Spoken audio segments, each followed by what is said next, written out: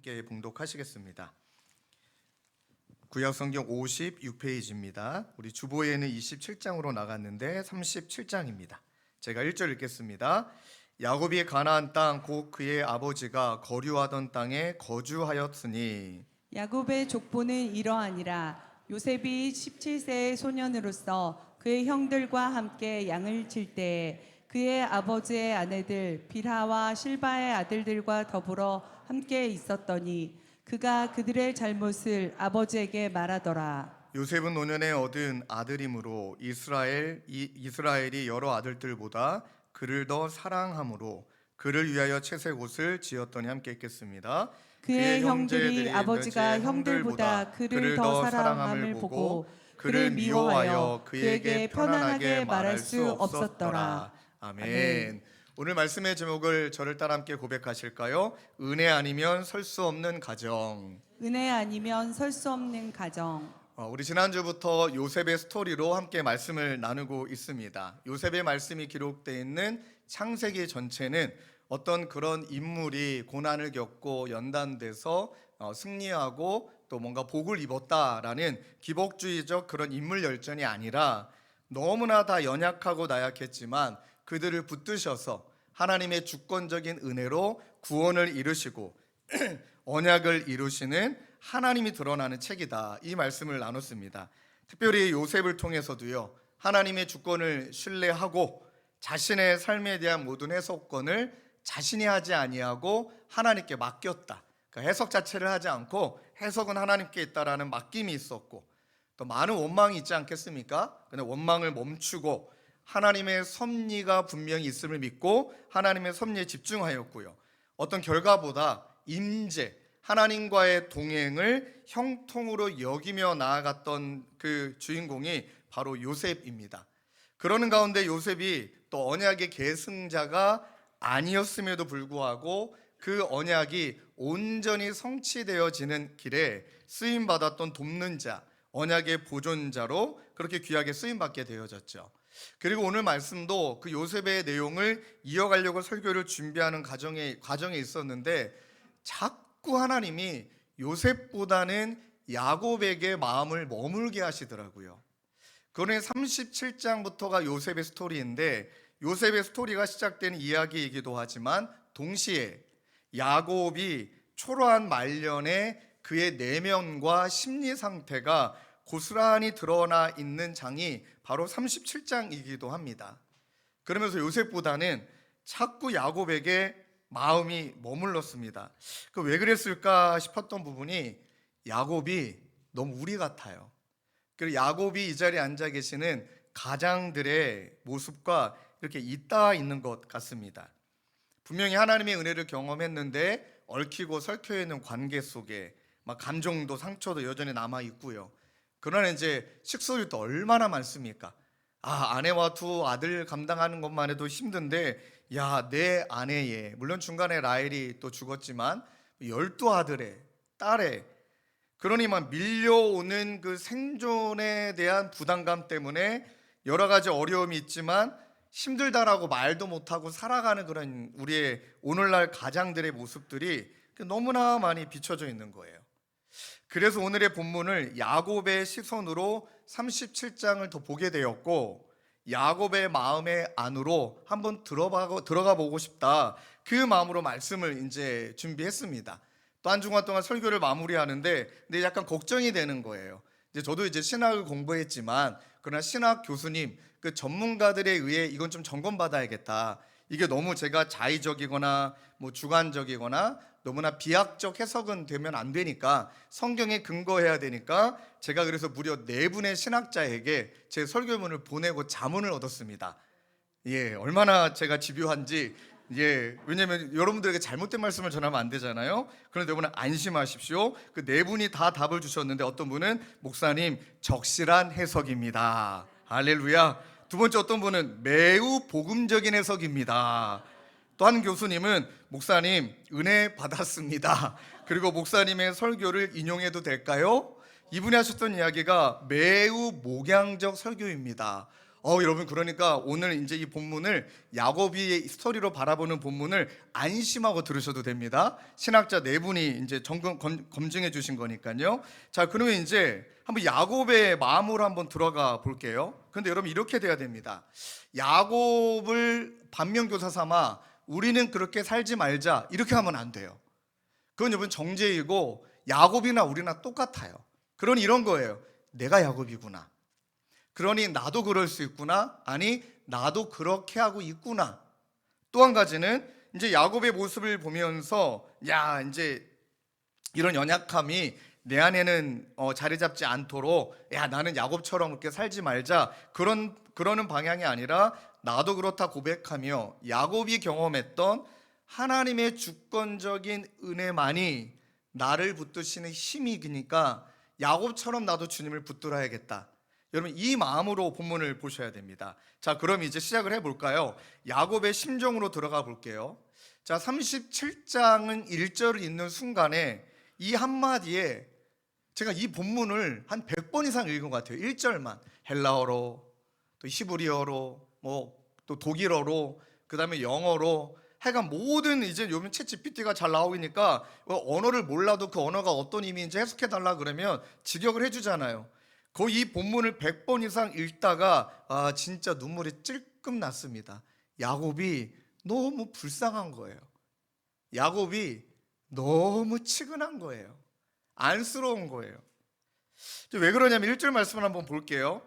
야곱이 가나안 땅 곧 그의 아버지가 거류하던 땅에 거주하였으니. 자, 가나안 땅은 하나님이 약속하신 약속의 땅 아닙니까? 그런데 그의 아버지 이삭과 그 다음에 조상 아브라함은 그 땅에 거주는 못했고 거류했대요. 성경을 아시는 분들은 두 아버지와 할아버지는 가나안 땅에 거하기는 했으나 그곳에서 객으로 있었지 주로 있진 않았어요. 그러니 나그네 신분이었지 그곳에 정착한 정착민은 아니었거든요. 그래서 거류라는 단어를 씁니다. 그런데 여러분, 야곱은 그 땅에 거주했대요. 이제는 도망자로 살고 싶지 않고 그 땅에 머물러 살고 싶은 그의 간절한 마음이 담겨져 있습니다.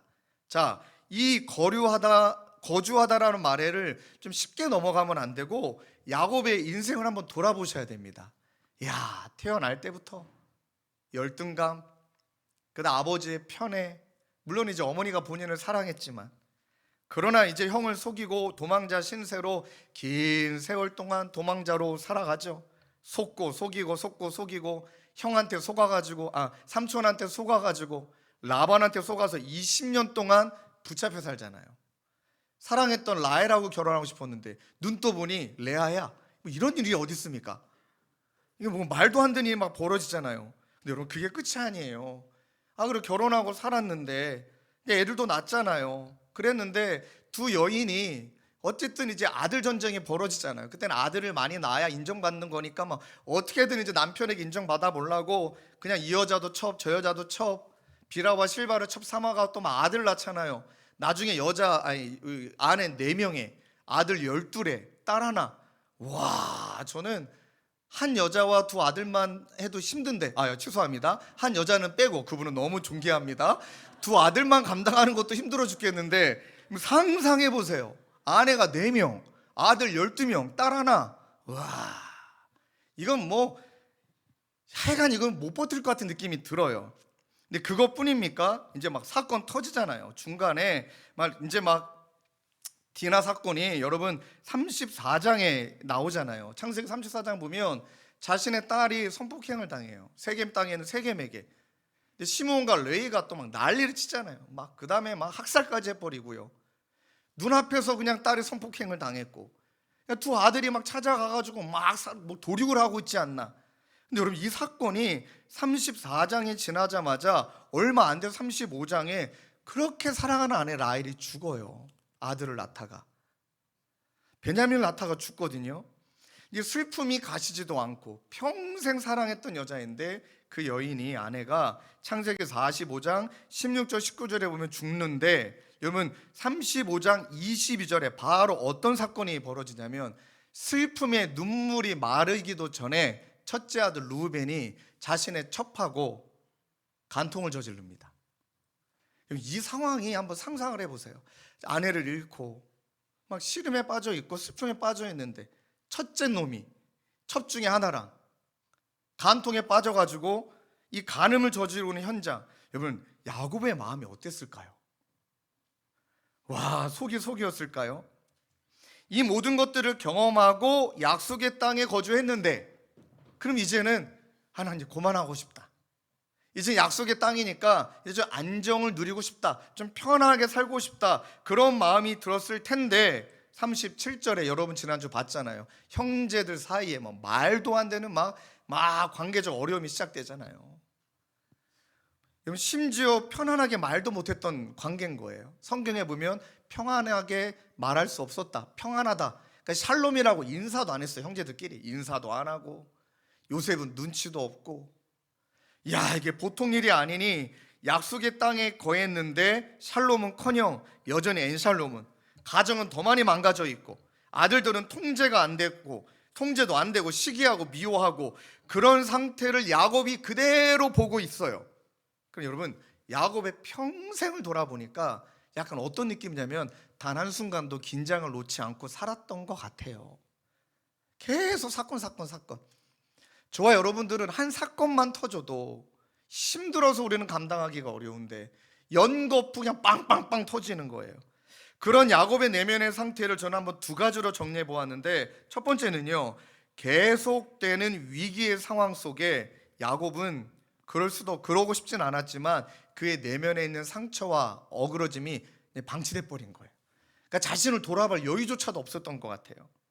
생존이 급급하니까 자신이 받았던 상처들, 그러니까 태어나서 아버지로부터 받은 상처, 형제로부터 받은 상처, 또 하나 수많은 위기의 시간을 지나가며 또 거기서 누린대요. 또 거기서 받게 되는 내면의 문제와 상처들을 계속 켜켜이 받고 있으니 얼마나 본인의 인생이 얼마나 서글펐을까요? 안 그래도 야곱이 노년에 돼서 자신의 인생을 이렇게 정리합니다. 47장 9절에 말해요. 자신의 세월을 돌아보며 야곱이 바로에게 아뢰되 내 나그네 길의 세월이 130년이다. 내 나이가 얼마 못 되니 우리 조상의 나그네 길에 연주에 미치지 못하나 험악한 세월을 보내었나이다. 본인의 이야기를 해요. 진짜 나 험악한 인생을 살아왔다. 여러분, 이 야곱의 마음이 느껴지십니까? 험악한 세월을 보내왔던 야곱의 머릿속에 약간 우리가 감정만 이입을 해도 그 자신도 뭐 어쨌든 의도하지 않았지만, 뭐 의도하기도 했지만 자신이 속임으로 말미암아 그것으로 말미암아 갈등을 더 자초하기도 했고, 많은 어려움들을 겪다 보니 이제는 그 어려움이 자녀들에게 고스란히 영향을 미치고 있는 것을 야곱도 봤을 거예요. 저도 자식을 키워보니까 저의 죄에 대한 본성, 연약함, 나약함, 이 모습이 고스란히 자녀들이 흘러가는 것을 보게 되고, 그러다가 자녀들이 무언가 잘못을 딱 저지르면 나 때문이야, 나 때문이지, 내 죄가 자식에게 영향을 미쳤구나, 막 뼈 아픈 후회와 자책을 분명히 야곱도 했을 것 같아요. 근데 여기서 한 가지 중요한 건, 여러분, 가게의 저주, 가게 흐르는 저주 그딴 거 없어요. 여러분, 아직까지 그것 때문에 눌려 계신 분이 계셔갖고 제가 너무 강하게 표현했지만 그런 거 없어요. 그리스도 예수 안에 있는 자에게는 죄와 사망의 법에서 너를 해방하였다. 믿습니까? 그리스도 예수 안에 있는 자에게는 결코 정죄함이 없나니 그리스도 예수 안에 있는 생명의 법이 죄와 사망의 법에서 너를 해방하였다. 뭐 그런 가게의 저주 흐르는 저주가 어디 있습니까? 예수 믿으면 다 끊어진 거죠, 내 때에. 그런데 영향을 미친 거예요. 영향을 미친 거예요. 내 연약함과 상처가 영향을 미쳤죠. 그래서 여러분, 헨리 나우엔이 이런 얘기를 합니다. 상처 입은 치유자만이 진정으로 남을 고칠 수 있지만 자신의 상처를 돌보지 않는 자는 타인에게 또 다른 상처를 입힌다. 정말 공감이 됩니다. 제 식대로 해석한다면 돌아보지 않고 치유되지 않은 상처는 시간이 지나도 저절로 낫는 법이 없다. 형태만 바뀌었을 뿐이지 계속 나를 지배하고 누군가를 지배하더라. 그러니까 이렇게 상처와 어그러져 있는 마음을 하나님 앞에 제대로 직면하지 못한 채 계속 위기만 넘어가고, 그러니까 위기의 때에는 야곱이 하나님 앞에 무릎 꿇고 위기의 순간에 벗어나야 되니 하나님의 은혜로 벗어났지만, 그러나 자신의 내면을 솔직하게 하나님 앞에 내어놓는 시간들은 그리 많지 않았던 것 같아요. 그 증거들이 편의 피해자가 편의 가해자가 되잖아요, 야곱이. 근데 이것보다 여러분 진짜 더 무서운 게 있습니다. 제가 이 부분을 묵상하며 저에게 참 많이 적용했는데, 여러분 계속되는 위기의 상황에 방치된 상처도 너무나 힘든 거지만 또 한 가지가 있어요. 계속되는 위기로 인해 탈진한 거예요. 야곱은 탈진한 겁니다. 근데 더 이상 내면에 에너지가 없어요. 번아웃 된 거예요. 감정 노동을 견딜 만한 내적 여유가 에너지가 없어요. 탈진에 대한 결과가 얼마나 여러분 무섭냐면은 이 두 가지 양극단으로 저는 한번 정리해 보았는데, 탈진의 결과가 한쪽의 극단은 회피, 다른 한쪽의 극단은 집착입니다. 이 두 가지가 다른 게 아니에요. 회피와 집착이에요. 먼저 살핀다면 이런 탈진이 갈등과 문제를 외면하고 싶고 회피하고 싶은 그런 결과를 낳는다는 거예요. 하여튼 골치 아픈 거예요. 평생 힘들게 살아왔고 이미 나 에너지도 없고 수십 번의 위기를 넘어왔기 때문에 야 나는 탈진됐는데, 아들끼리 막 난리가 난 거 아닙니까? 그냥 막 간음을 저지르질 않나, 살인을 저지르질 않나. 근데 이게 그냥 골치가 아프니까 외면하고 싶은 거예요. 무시하고 싶은 거죠. 그러면 이 외면하고 무시한다고 문제가 해결됩니까? 그런 외면은 방조와 방계가 돼서 방치된 그 탈취는 상처의 골을, 오해의 골을 더 깊이 만들어 버립니다. 여러분 한번 보시면 34장에 그 증거가 나오는데요. 여러분이 이 자리에 앉아 계신 우리 아빠들, 내 딸이 지금 성폭행 당했다. 지금 가만히 있을 수 있습니까? 정말 이거는 미칠 수밖에 없는 일이잖아요. 내 딸이 어디 와서 지금 성폭행을 당했다. 근데 두 아들이 가가지고 막 살육을 저질렀다. 자, 이런 상황을 보고 있다면 정상적인 아버지라면 디나야 어떡하니? 막 디나를 감싸고 얘를 치유하기 위해 거의 금식하며 얘를 돌봐야 될 텐데, 여러분 창세기 34장 30절에 야곱의 심정이 기록되어 있는데요. 표준 세번역으로 읽어드릴게요. 일이 이쯤 되니 일로 여기고 있습니다. 여러분 디나의 감정을 들여다보는 관계적 표현이 아니고 일로 바라보고 있다는 거예요. 일. 이게 지친다는 거죠. 탈진됐으니까 골치 아프다는 거죠. 일이 이쯤 되니 야곱이 시므온과 레위를 나무랬는데, 자, 뭘 나무랬냐면 너희는 나를 오히려 더 어렵게 만들었구나. 이야, 끝까지 이런 탈진에 대한 결과가 이 자기 보호 본능에 의해서 나오는 말인 거예요. 야, 니네 때문에 내가 더 어려워졌다. 안 그래도 피곤해 죽겠는데, 안 그래도 탈진한 상태인데 니네 때문에 그 사람들과의 관계가 깨질까봐, 그들이 나를 죽일까봐, 나를 칠까봐, 몰살당할까봐 나는 두렵다. 정말 무섭습니다. 탈진의 결과가 이런 외면을 가져오고 회피를 가져오는데, 이 회피는 관계를 보기보다는 일로 보게 되고 결국 중심은 나예요. 이 두려움, 내가 당할까봐 안 보이는 거예요. 디나도 안 보여, 누구도 안 보여. 그 다음에 루벤이, 여러분 생각해보세요. 야곱이 자신의 첫 아내하고 루벤이 간통에 빠졌다, 이 기록은 있는데 야곱에 분노했다, 야곱이 루벤을 훈계했다, 이 기록은 싹 빠져 있습니다. 외면한 것 같아요. 골치 아파, 니들끼리 알아서 해. 제가 이것을 여러 번 경험했기 때문에 너무 저에게 와닿았던 것은, 목회자가 갖고 있는 어려움이 하루에 참 힘드신 성도님들을 3분, 4분 만나고 나면 약간 이 표현을 양해해 주십시오. 영혼이 탈탈탈 다 털린 느낌이에요. 막 골치가 아프고요, 막 머리가 아프고요.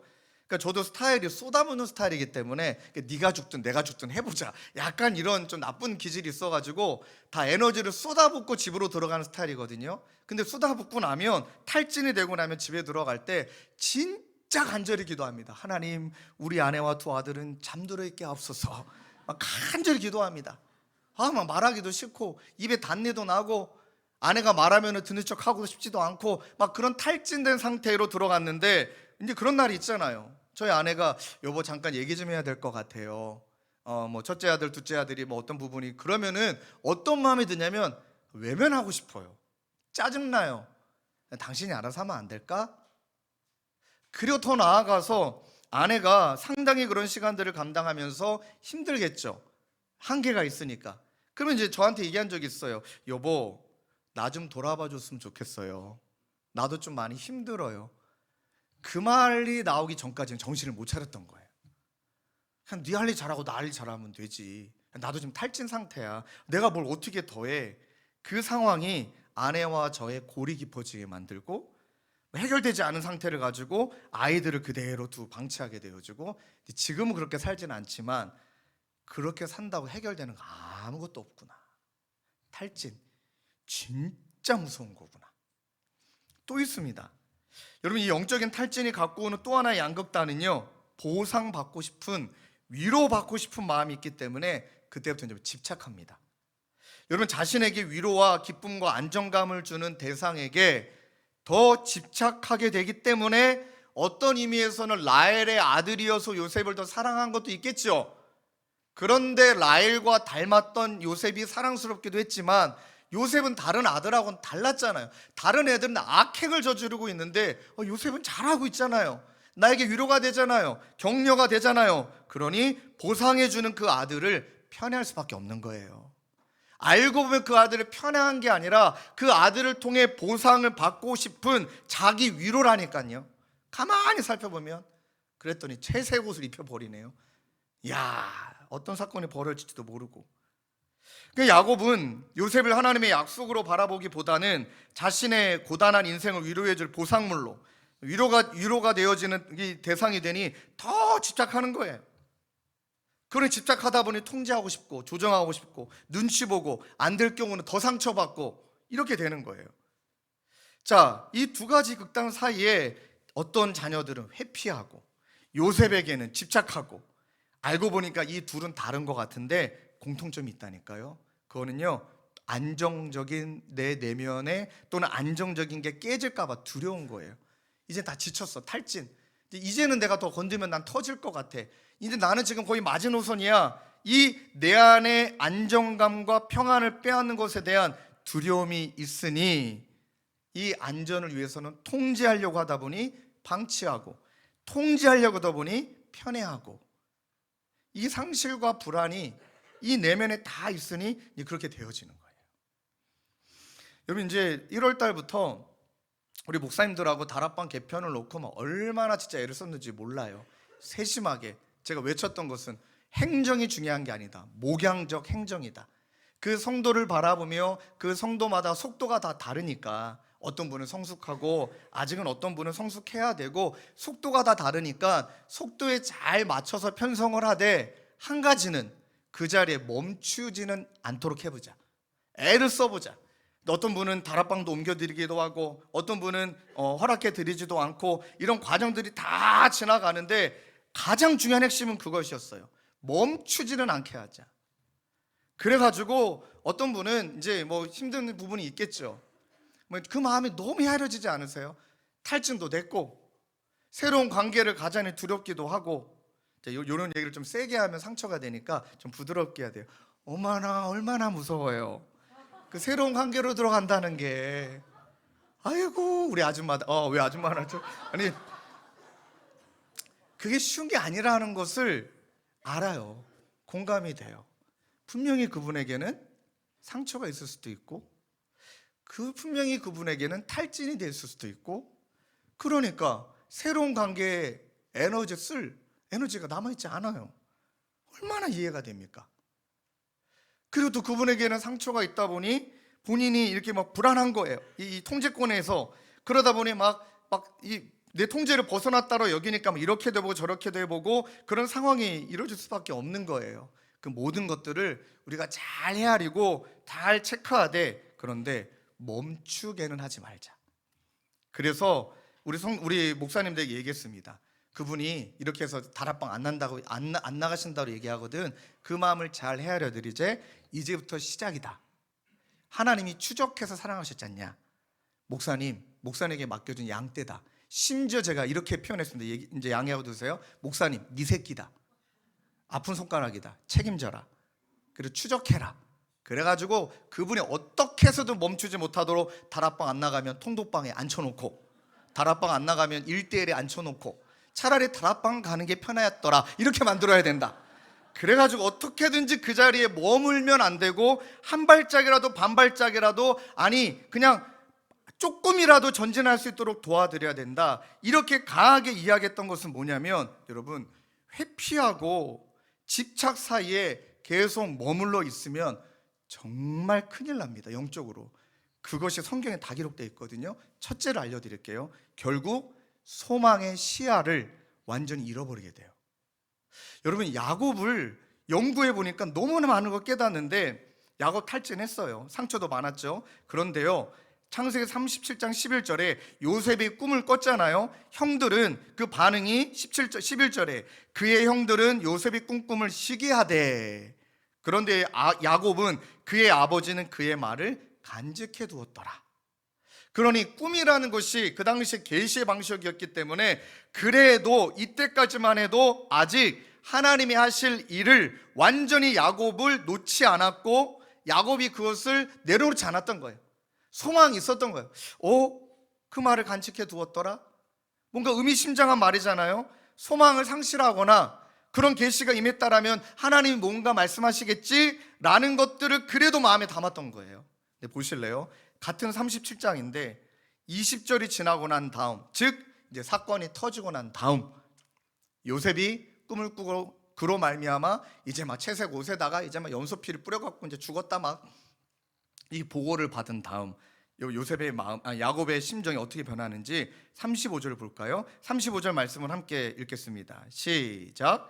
그의 모든 자녀가 위로하되 그가 그 위로를 받지 아니하여 이르되 내가 슬퍼하며 수올로 내려가 아들에게로 가리라 하고 그의 아버지가 그를 위하여 울었더라. 야, 이 말씀에 다 나와 있어요. 모든 자녀가 위로하는데 위로를 받지 않아요. 내가 슬퍼하며 지옥에까지 내려가서 아들을 만난대. 요셉이 이미 지옥에 있다라는 표현이 아니라 이제 모든 게 끝났다, 망했다. 그러니까 단순한 슬픔이 아니라 완전히 미래를 닫아버리는 선언이에요. 하나님이 요셉을 통해 새 일을 준비하실 것을 그는 그래도 계시를 들었을 때는 기대했는데 이제 끝난 거예요. 이제 탈진해서 소망이 상실되고, 소망이 상실된 것으로 끝나는 게 아니라 이 소망의 상실이 오늘 본문에 나와 있듯이 완전히 냉소로 흐르고 있습니다. 냉소. 더해봤자 뭐가 달라져? 그 하나님 믿어봤자 뭐가 달라져? 요셉 죽었는데 우리 집 원래 이래. 애쓴다고 뭐가 달라져? 우리 교회 원래 이래. 내 관계는 원래 이래. 나 원래 이래. 원래 이래 하며 냉소가 절망보다 이토록 위험한 건 여러분 기억하셔야 됩니다. 아무것도 그때부터 기대하지 않아요. 아무것도 기대하지 않아요. 내 삶의 관계의, 가정의, 사역에 이제는 체념만 남아있고 이제 더 이상 새 일을 하나님 행하실 것에 대해서는 절대 기대하지가 않아요. 이건 진짜 무서운 겁니다. 또 하나가 있어요. 이 회피와 집착 사이에 머물러 있으면 소망의 시야를 잃게도 되지만 이때부터 이제 피해자 의식에 매몰됩니다.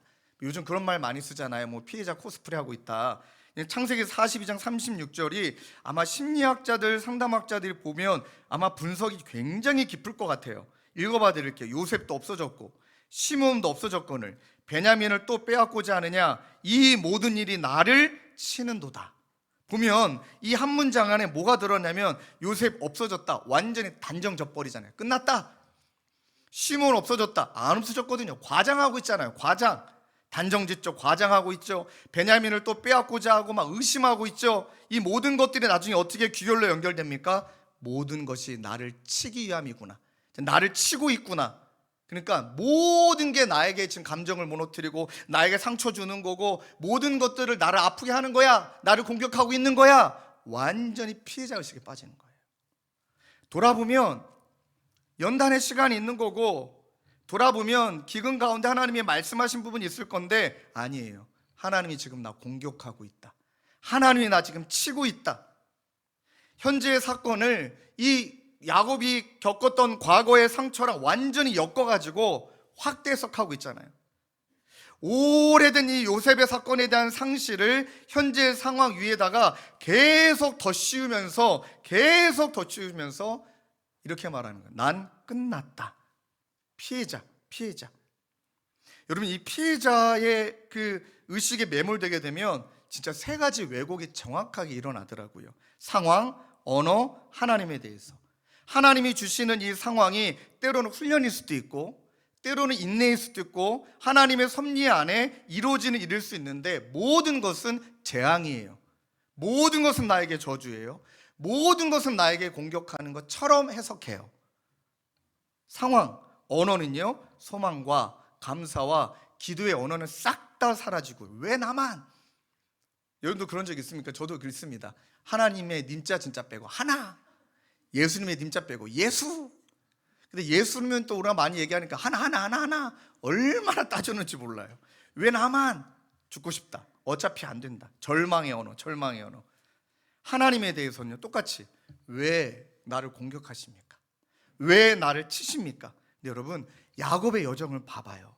환도뼈를 내려 친 게 아니라 그 과정 가운데 하나님이 야곱을 빚어가셨잖아요.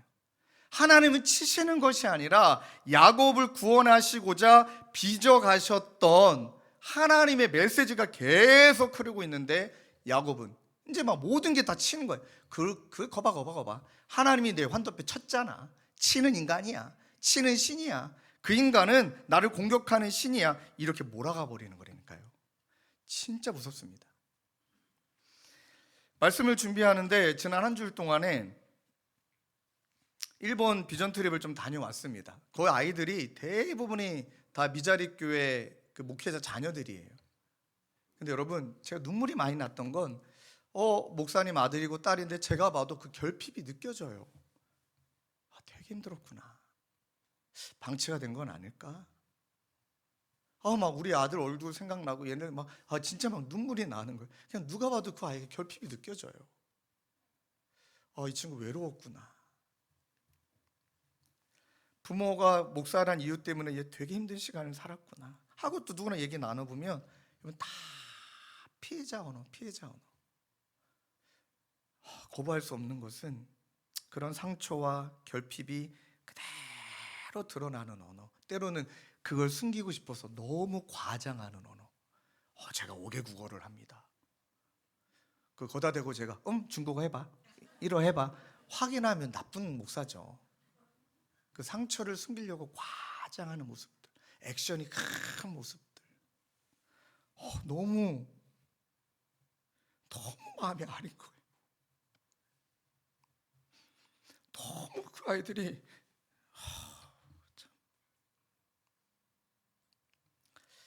그날 마음이 너무 어려웠어요.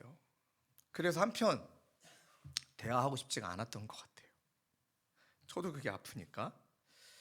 근데 어떤 자매가 이제 20살인가 21살이래요. 얘도 목사님 딸이에요 보니까. 근데 아빠가 시골 산골짜기에서 목회하셔요. 근데 공부도 곧잘 했더라고요. 근데 뭐 서울 안에 있는 대학을 갈 수 있는데 안 가고 그 지역 안에 있는 그 국립대를 갔더라고요. 근데 처음엔 좀 얘가 좀 어두워 보여서 얘도 좀 되게 상처를 많이 받았나 보다. 그게 아니에요. 잠깐 이야기를 나누고 또 같이 갔던 우리 성도님이 또 기자분이셔서 또 이제 같이 갔었거든요. 근데 그 아이의 이야기를 전해주는데, 아이가 20살 되자마자 운전면허를 땄어요. 성인이 되자마자. 그리고 교회 운행을 얘가 다 해요. 그 여자애가. 그게 어쩔 수 없어서 하는 것도 있잖아요. 할 사람이 없으니까. 그게 또 막 이제 그래서 그랬나 보다. 그래서 살짝 이야기를 나눴어요. 힘들지 않아? 혹시 아빠 어디 아프시니? 아니라는 거예요. 근데 얘가 했던 말에 너무 은혜가 됐던 건 뭐냐면, 목사님, 우리 아빠는 진짜 가치 있는 일을 해요. 정말 가치 있는 일을 하세요. 생명을 살리는 일을 하시잖아요. 나도 그 일에 뭐라도 해야 되잖아요. 애가 그 말을 딱 던지는데 너무 큰 은혜가 되는 거예요. 비교해서는 안 되지만 누구는 피해, 상처, 탓, 원망, 결핍, 누구는 그 일을 오히려 기쁘게. 어떤 차이가 있을까? 해서 살짝 넌 어떻게 이럴 수 있니? 어떻게 이럴 수 있니? 그랬더니 이 친구가 봤던 늘 아빠의 모습은 새벽마다 무릎 꿇는 힘든 일이 있거나 기쁜 일이 있거나 새벽마다 그 제단 앞에 무릎 꿇고 기도하는 그 아버지의 모습, 어머니의 모습, 기도하고 나면은 정말 언제 그랬다듯이 환하게 성도를 대하는 아버지 어머니의 모습 보고 얘가 그 비결을 본 거예요. 주권적 은혜가 우리 아버지 어머니를 붙들고 있구나. 20살짜리 애가 은혜철이 빨리 든 거죠. 성도님들, 우리는 어떨까요? 우리를 좀 돌아보는 질문을 몇 가지 한번 좀 적어봤는데 한번 좀 그대로만 읽어드릴게요. 나는 하나님을 믿는다고 고백하면서도 정작 내 안에 켜켜이 쌓여있는 상처와 탈진, 두려움을 정직하게 하나님 앞에 내어놓지 않고 미루고 살고 있지는 않은가? 나는 힘들고 불편한 갈등을 외면하면서 나를 위로해주는 대상이나 관계에는 과도하게 기대하고 있지는 않은가? 나는 자녀와 공동체를 하나님의 선물이 아니라 내 상황과 감정을 보상해주는 존재로 대하고 있지는 않은가? 나는 최근의 어려움을 하나님의 훈련이나 섭리의 과정이 아니라 나를 공격하고 힘겹게 하는 일로만 해석하고 있지는 않은가? 이 모든 일이 나를 치는도다라는 야곱의 말처럼 최근 내 입술과 생각 속에 이미 끝났다, 어차피 안 된다, 이런 냉소와 피해자 의식의 언어가 하나님을 향한 기대와 소망을 대신하고 있지는 않은가? 여러분은 어떠십니까? 그럼 우리 어떻게 해야 되는 걸까요? 현실만 진단하고 상황만 진단하고 말씀이 맞춰진다면 우리에겐 소망이 없겠죠. 여러분, 야곱의 노년을 한번 보십시다. 야곱의 노년을 보면서 너무 큰 위로와 또 하나 기대감이 생겼어요. 야곱이 고백 속에 이런 메시지가 담겨져 있더라고요. 은혜 아니면 설 수 없는 자기 자신이라는 걸 알았어요. 그래서 첫 번째는 하나님의 주권적 은혜를 구하는 겸손의 마음으로 나아갑니다. 가장으로 한없이 부족해요.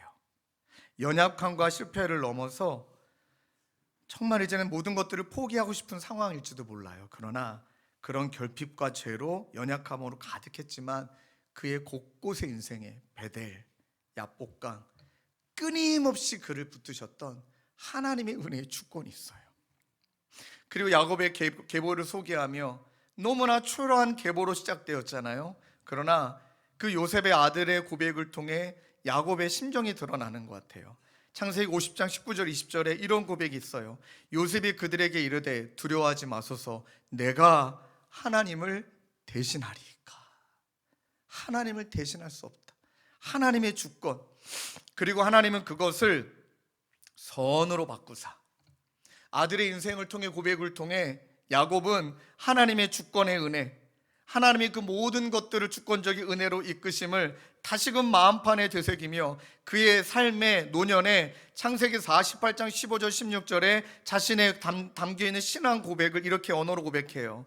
그가 요셉을 위하여 축복하여 이르되 내 조부 아브라함과 아버지 이삭에 섬기던 하나님, 나의 출생으로부터 지금까지 나를 기르신 하나님, 나를 모든 환난에서 건지신 여호와의 사자께서 이 아이들에게 복을 주시며 하면서 자신의 인생을 쭉 돌아보며 그렇게 말해요. 아브라함과 이삭과 또 그로 통해 나를 시작하신 이는 우리 하나님이시고, 목자처럼 어린 양인 나를 놓지 않으시고 끝까지 길러주신 분도 하나님이시고, 탈진, 그 다음에 상처, 그 가운데 빠져 있을 때 하나님의 주권적인 은혜로 나를 일으켜 세워주신 분도 하나님이시다. 그의 노년에 끝까지 나를 붙드신 하나님의 은혜를 증언하고 있습니다. 여러분, 끝까지 붙들어 주신다면, 끝까지 하나님의 은혜를 우리는 붙들어야 되는 줄로 믿습니다. 내용을 보니까 야곱이 모든 상처가 회복이 되었더라, 그의 마음에 있는 모든 내면이 다 치유되었더라, 이렇게 단정짓는 구절이 하나도 등장하지 않아요. 저는 그것이 너무 위로가 되는 건 무엇이냐면, 맞다, 여러분, 웨스터민터 신앙 고백도, 우리 개혁주의 신앙도 중생했고 예수 믿었지만 이 죄의 잔재가 우리가 있기 때문에, 우리는 망가졌기 때문에, 우리 가운데는 날마다 이 부패의 찌꺼기가 있기 때문에 넘어질 수밖에 없지만, 그러나 그래서 이 야곱이 다 회복됐다라는 말씀이 없지만, 그러나 그 야곱이 다 회복되지 않았다라는 메시지는 어떠한 의미에서 끝까지 나를 놓지 않은 주권적 은혜가 내 안에 있으니 내가 죽는 날까지 끝까지 그 은혜를 붙드는 것이 내가 살 길이구나, 이렇게 고백한 줄로 믿습니다. 이것이 은혜인 거예요. 이것이. 그리고 나서 이걸로 끝나지 않아요. 하나님 나를 불쌍히 여기시고 오직 은혜로 붙들어 주실 그 은혜를 구했을 뿐만 아니라, 두 번째는요, 은혜를 구하는 동시에 우리의 책임을 회복하는 그 용기의 자리로 나아갑니다. 여러분, 저도 그렇지만 이제 목회자가 되보고 담임 목사가 되보니 이거는 이제 부인할 수 없는 진실이 한 가지가 있더라고요. 여러분들이 하나님을 체험을 많이 했든 신앙생활을 오래 했든 그것이 여러분들의 신앙과 인격의 성숙을 만들어주는 게 아닙니다. 하나님을 많이 체험했다고 그분이 신앙으로 성숙한 것도 결코 아닙니다. 그분이 신앙생활의 연조가 길었다고 해서 그분이 하나님 앞에 또 성도들 앞에 성숙한 인격자로 서는 것도 아닙니다. 왜요? 여전히 다루고 있지 않는다면, 여전히 용기 내어서 내 상처를, 내 결핍을, 내 아픔을 하나님께 내어드리지 않는다면, 여러분 죄송하지만 괴물이 될 수 있는 거예요.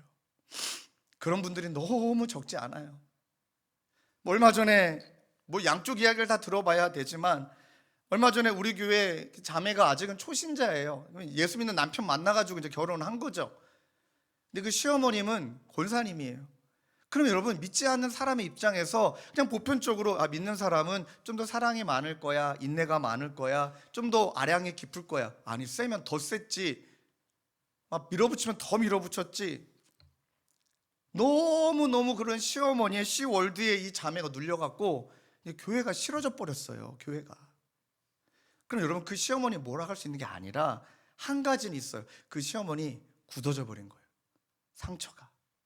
분명히 하나님 앞에 직면해야 될 무언가가 있으셨는데 그걸 대신한 종교적 열심히, 새벽 기도를 때로는 헌금으로, 때로는 막 뭔가 교회 사역으로 그냥 그렇게 자기를 치장해 버렸으니 겹겹이 쌓이니 속에 있는 상처가 안 보일 수밖에 없는 거죠. 그런 분들이 적지 않을 거예요. 저도. 그러면 아프면 아프다, 내가 지금 탈진됐으면 탈진됐다, 하나님 앞에 솔직하게 고백하면 그 상처와 죄를 인정하되 그 상처와 죄가 내가 되진 않도록 막을 수 있는 거예요. 내 인격이 되고 내 정체성이 되지 않도록 막을 수 있는 거예요. 그러면서 바울의 고백이 우리 가운데 떠오르지 않습니까? 이런 바울의 고백이 그리스도의 사랑이 나를 강권한다. 5장 14절에 먼저 그 말이 나와요. 고린도서 5장 14절에 그리스도의 사랑이 우리를 강권한다, 나를 에워싼다, 그 사랑이 나를 날마다 붙들고 있다. 그 다음에 나오는 고백이 17절이에요. 그런즉 누구든지 그리스도 안에 있으면 새로운 피조물이라. 그 사랑 때문에 나는 새롭게 되었구나. 그 사랑 때문에 내가 상처가 내가 되지 않고 원망이 내가 되지 않고 그리스도 안에 나는 새로운 피조물이 되었도다. 보라, 나는 새것이 되었도다. 이 선포로 나아가는 우리 모두가 되어야 될 줄로 믿습니다. 상처가 자리 잡거든, 탈진이 다가오거든, 그때 기도하는 거예요. 하나님, 이것이 나에게, 하나님, 이것이 나의 정체성이, 이것이 나의 인격이 되지 않기를 원합니다. 제가 너무 감사했던 것은 연말 연초 저도 막 열심히 달려왔죠. 과장하면 안 되지만 그냥 쉼없이 달려왔어요. 그 이번에 일본 선교 갔는데 너무너무 좋았던 것은 그 현장에 있으니까 영적인 공격도 심하고, 그 잠깐 아이들이 있는 사이에 어떤 쇼핑몰에 앉아서 설교를 준비하는데 너무너무 은혜가 되는 거예요. 근데 은혜가 됐는데 갑자기 하나님이 잠을 주셔요. 잠을. 그거 아세요? 묵상하다가 잠들고, 잠들다 깨서 묵상하고, 또 묵상하다 또 잠들고, 누가 보면은 야, 저 목사 진짜 목사인 척 티내려나 보다. 아니요, 전 그 시간이 한 20분 30분이 너무 행복했어요. 잠을 주시는구나, 하나님이 나에게 은혜를 주시는구나. 연약한 그대로 고백하니까 탈진한 상태인 것 같지만 저도 번아웃 됐던 게 사실이긴 했거든요. 그런데 그 순간에 채워주시더라고요. 그리고 날마다 싸우는 거예요. 죄와 상처와. 아까 말씀드렸지만 웨스트민스터 신앙고백 13장에는 성화는 온 사람에게 미치지만 이 생애에서 완전하지 않으므로 각 부분에 아직도 부패의 찌꺼기가 남아있다. 그러니 에베소서 4장 20절 24절처럼 너희는 유혹의 욕심을 따라 썩어져가는 구습을 따르는 옛사람을 벗어버리고 오직 너희의 심령이 새롭게 되어 하나님을 따라 의와 진리와 거룩함으로 지으심을 받은 새 사람을 입으라. 할렐루야. 그러니까 벗는 것으로 끝나는 게 아니라 더 적극적으로 하나님이 기뻐하신 새 사람을 입고, 가인과 아벨에 나왔던 사건처럼 하나님이 가인에게 아주 촌철살인 같은 말씀을 던지시잖아요. 내가 선을 행하면 어찌 낫을 들지 못하겠느냐, 선을 행하지 아니하면 죄가 문 앞에 엎드려져 있느니라. 그 다음 말씀, 죄가 너를 원하나 너는 죄를 다스릴지라. 죄가 너를 원하나 너는 죄를 다스릴지라.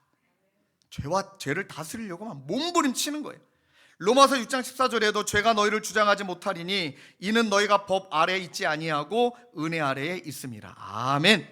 그러면 상처는 경험이지 결코 정체성이 되는 게 아니고요. 죄는 우리가 고백해야 될 죄목이지 변명할 재료도 아니고요.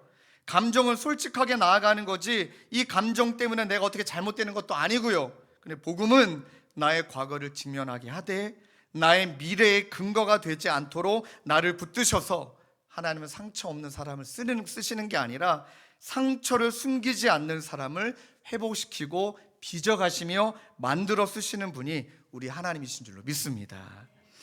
말씀을 정리하며 리오레 목사님이 했던 말 한 말씀을 더 하고 싶어요. 하나님은 당신을 치고 계신 것이 아니라, 하나님 나를 치셨네 이제 그 말 하지 마십시오. 하나님 그런 분 아니에요. 하나님은 당신을 치고 계신 것이 아니라 당신을 빚고 계신다. 당신의 고통은 목적이 없는 재난이 아니라 목적이 분명한 수술이다. 너무 와닿지 않습니까? 그리고 일본에 있을 때 너무 은혜가 충만해서 그때 이제 제 일기장에 기도문을, 아이패드에다 기도문을 적어놨거든요. 이 기도문을 여러분들 위해서 읽어드리고 우리 말씀을 마치려고 합니다. 주님, 오늘도 나는 내 죄와 상처가 아니라 그리스도 안에서 주신 정체성으로 삽니다. 내 상처가 나를 규정하지 않고 내 감정이 나를 통치하지 않으며 내 실패가 나를 정의하지 못합니다. 나는 그리스도 안에서 용서받은 자요, 치유받아가는 자요, 새롭게 빚어지고 있는 하나님의 사람입니다. 주님, 오늘도 성령께 내 마음의 주권을 드리오니 주의 은혜로 덮어 주옵소서. 아멘. 우리 말씀 붙들고 함께 찬양하며 기도하기를 원해요. 어둠 속에서 헤매이던 내 영혼 갈 길 몰라 방황합니다. 네, 그렇습니다. 그러나 주님의 십자가의 영광의 그 빛이 우리를 향해 비치고 있으니, 그러니 우리는 깨닫게 되는 거예요. 은혜 아니면 나는 서지 못한다. 이 찬 함께 올려드리고 기도의 자리로 나아가십시다. 어둠 속 헤매이던 내 영혼, 어둠 속 헤매이던 내 영혼 갈 길 몰라 방황할 때에 주의 십자가 영광의 그 빛이 나를 향해 비추어 주셨네. 아멘. 주홍빛보다 더 붉은, 주홍빛보다 더 붉은 내 죄 그리스도의 피로 씻기어 완전한 사랑, 완전한 사랑 주님의 은혜로, 내 생명 주께 얻었네. 믿음으로 고백하십시다. 은혜 아니면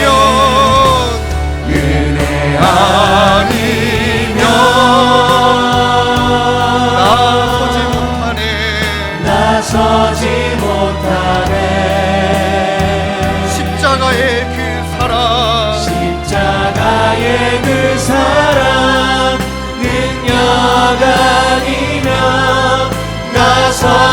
못하네. 은혜 아니면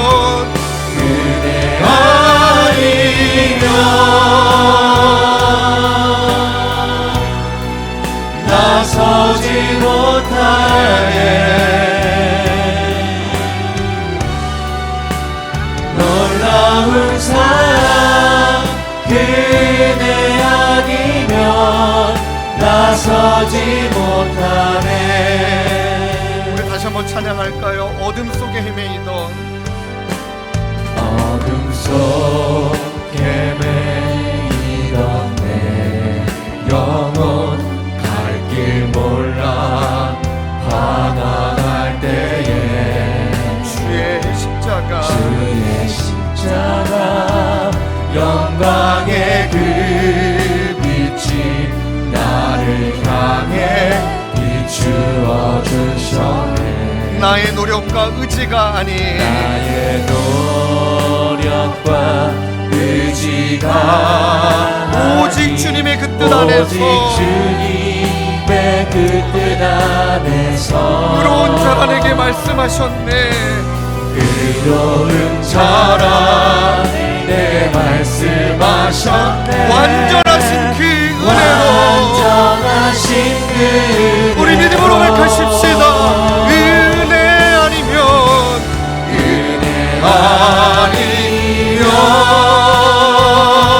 나서지 못하네.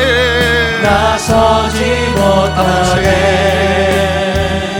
십자가의 그 사랑 십자가의 그 능력 사랑 아니면 능력 아니면 나서지 나서지 못하네.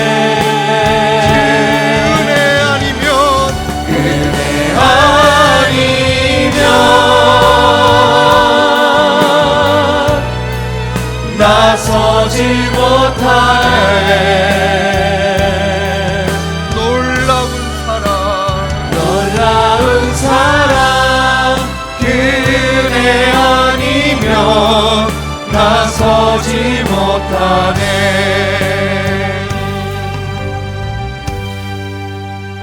사랑하는 성도님들, 지금 탈진해 계신 것 같으십니까?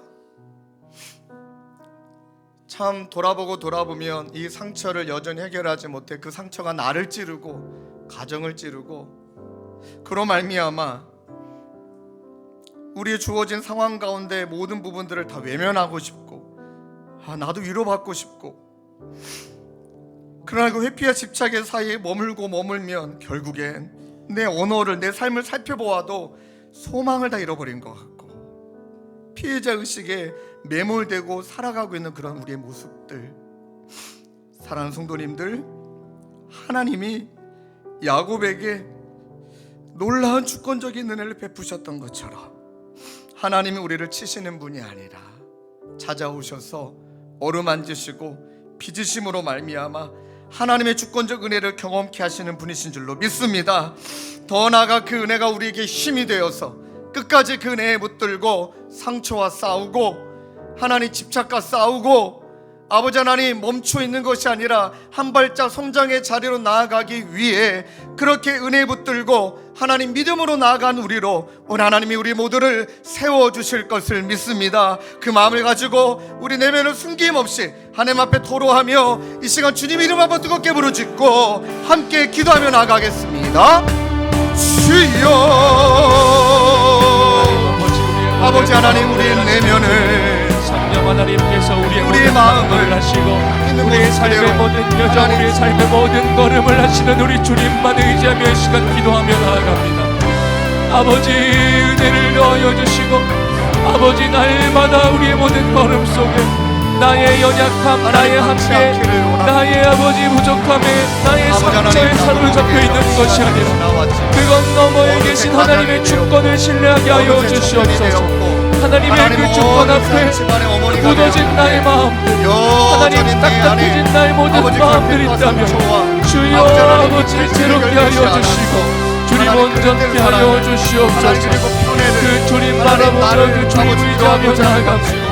주님 하나님 모습들이 은혜로 우리 안에 말미암아 너무나 많이 우리의 있었습니다. 삶의 모든 하나님, 영역과 삶의 모든 걸음을 인도하여 주시는 그 우리를 하나님으로 주의 말미암아 감사하며 그런 주를 하나님의 신뢰하며 나아가길 사랑으로 원합니다. 주셔서 주여 우리 모두를 붙잡아 주시고 인도하여 길을 누리며 주시옵소서. 나아가는 저희가 아버지 되게 도와주셔서 인도하실 그 것을 은혜 가운데 믿음으로 믿습니다. 나아가는 아버지 저희 우리 모두가 모든 되도록 고백과 간구를 주님 통하여 도와주시옵소서. 삶의 걸음을 통하여 우리 계속 기도하시고 찬양으로 기도합시다. 은혜 아니면 나서지 못하네. 아니면 나서지 못하네. 십자가의 그 사랑 십자가의 그 사랑 능력 아니면 나서지 못하네. 우리 모두 자리 일어나서 찬양하실까요? 은혜 아니면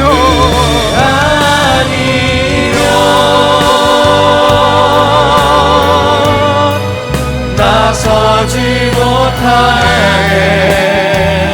놀라운 사랑 그 은혜 아니면 놀라운 사랑 그 은혜 아니면 우리 이어서 찬양하실까요? 신주어 찬양합시다. 예수로 사네. 예수로 사네. 그 힘으로 사네. 예수와 가네. 그의 길로 걷네. 그 안에서 그 영광을 보내. 영광을 보내. 예수로 우리 가능하시다면 두 손을 높이 들고 예수로 사네. 그 힘으로 서네. 예수와 가네. 그 길로 걷네. 그 안에서 보내. 그 영광을 보내. 예수로 예수의 삶으로 사네. 하나님, 참 돌아보지 못해서 이 결핍이, 이 상처와 탈진이 하나님 나도 모르는 상태이지 아버지가 돼버렸는데, 담임 목사가 돼버렸는데, 이제는 청년이 되어져 버렸는데, 아버지 여전히 내 안에 있는 상처와 결핍과 탈진이 우리를 무너뜨리는 모습들을 봅니다. 하나님, 이제 그 모든 것들을 하나님 우리의 삶의 때에 다 회복되고 치료되지 않아도 이제는 알 것 같습니다. 주님, 끝까지 주님 붙들라고. 왜? 은혜 안에 있어야만 살 수 있으니까. 은혜 가운데 있어야만 숨이 쉬어지니까.